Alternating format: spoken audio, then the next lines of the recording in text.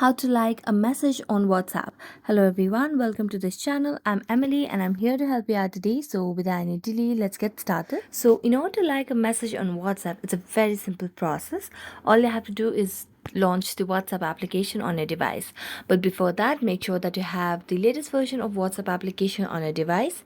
So to check that, just go to the Play Store application and then search for WhatsApp.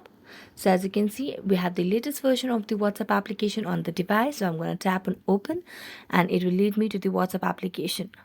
Now just go to any of the chat.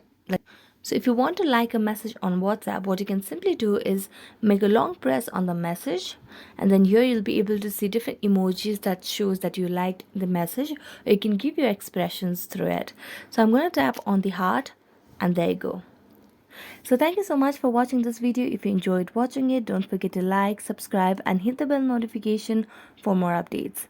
That's it for today and see you next time.